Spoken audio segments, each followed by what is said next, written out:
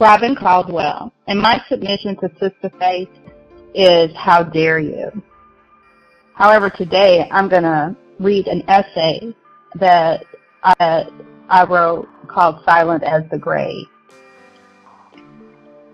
My friend Pamela and I would recite the lines from a particular scene in the movie Sense and Sensibility, where one of the characters cajoles another into sharing a secret by vowing to be as silent as the grave, or keeper of the secret.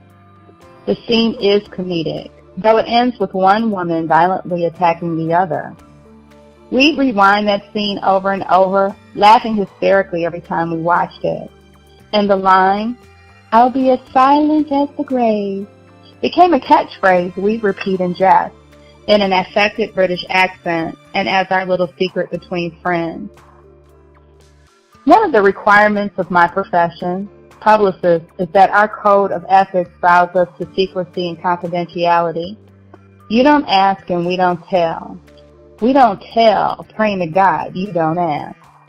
Sometimes we know every angle to a story and have to eat insults, lies, and even verbal attacks in the name of being as silent as the grave. I've been silent when someone's interpretation of an event or circumstance inconveniences my credibility and dignity.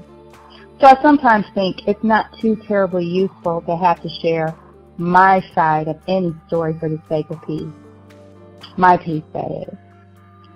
That's Robin professionally. Robin personally? Well, let's just say I've been known to cut off people who withheld the truth from me. Two of my besties have been instructed to come and get me from the altar should my denial take me that far and it looks like I'm about to say I do to Mr. Wrong. And if they don't, the plan is for me to stop the ceremony, to beat them down for letting me hurt myself.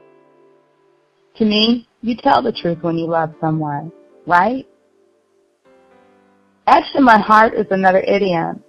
Silence is the voice of complicity. And I've never understood how people could remain silent and watch as someone is hurting or being hurt. Remaining silent is like handing over a weapon or balling up a fist or signing the permission slip for abuse, assault, and even death in some cases. Remaining silent about something that has happened to you is just as deadly. I surmise that the difficulty most of us have in delivering such truth stems from an inability to tell our own truth. To tell the truth means we have to be transparent, and to hear it means we have to be vulnerable. And in the interim, all of the shame in these stories are causing such pain on the inside that ultimately manifests itself on the outside, whether we think we're clever, like me, in covering it up. When Marilyn Griffiths first shared her vision of SistahFaith, I was sold on two important aspects of the project. One, women would unite and learn to have more empathy for one another. By two, learning to be more transparent about our suffering. Marilyn said, "It's time for us to lift up our skirts to show our scars." That's what the book represents to me, a collective group of women who have experienced the gamut in humiliations and indignities and who are willing to share our stories, lift up our skirts, so that some sister somewhere can relate and perhaps find fellowship in our common suffering and in our common triumph.